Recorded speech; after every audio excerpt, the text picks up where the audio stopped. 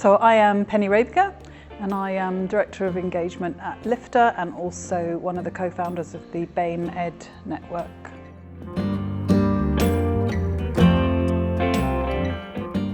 Yeah, so I'm doing quite a lot of work around global learning in my day job, and I think anything that brings teachers together to think about the Sustainable Development Goals and to think about how they're going to embed global learning and create global citizens in their classrooms is something that I really want to get behind and be a part of.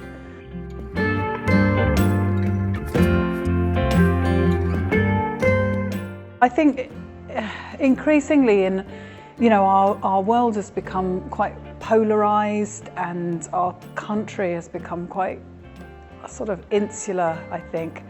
So for me, with the growing levels of nationalism and the backdrop of what's happening politically, it's even more important that we have a kind of collective sense of social responsibility, not just as local communities, but also nationally and globally, really.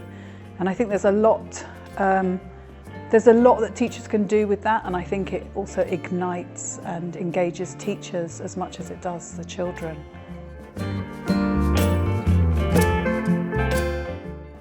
I think, well, to my mind, we're kind of going forwards and backwards at the same time, and I think that there's a lot more around drawing national boundaries and a lot of fear, which we might have seen in sort of pre-Second World War era around migration, around peoples, and a lot of misunderstanding and misconceptions about what that means.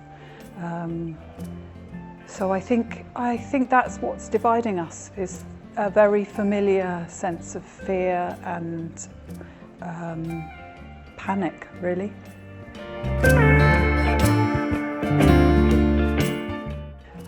Well, I think for me it's a lot about dialogue and about pushing myself out of my comfort zone, so connecting with people that I wouldn't otherwise be in dialogue with. So I do put myself into situations where I'm in discussion with people who I disagree with, to try to understand where those people are coming from.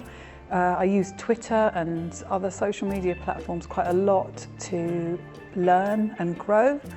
So I think things like that, just reaching out to people that you wouldn't otherwise have any contact with, within the safety of people that you do agree with and people that can support you to articulate what you're trying to say as well. The decolonisation of the curriculum is something that is happening at university level and is happening at school level across Britain. It's about changing our lens through which we see the world, and I think for me what's really important as well is that you don't need to necessarily be serving a diverse population in your classroom. So you could be quite a predominantly white working class area, but to have the lens of positive images of people who also occupy your country and also occupy the world is really important. And we tend to go for a kind of known canon of, the stereotype is old white men, but it's about bringing the world into the classroom and bringing other narratives into the classroom that aren't the standard ones that maybe we've all grown up on and accepted.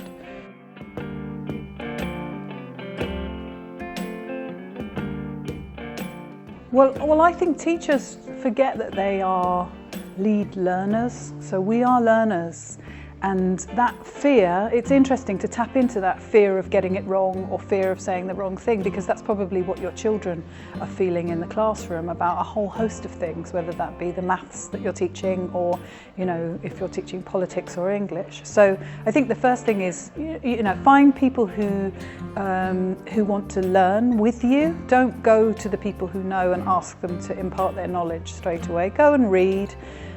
There's lots of websites and lots of tools and lots of places you can go to read things. So on the BameEd network website we have a whole host of books, articles, blog posts, podcasts, any way in that you can find.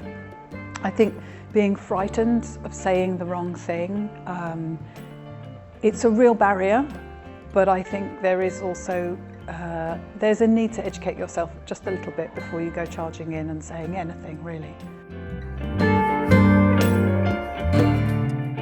Oh, what's giving me hope? I think young people are giving me hope. You know, they are the next generation of leaders, and they should be seen as such, and they should be told every day, you know, you've got this, you can do this, and we trust you.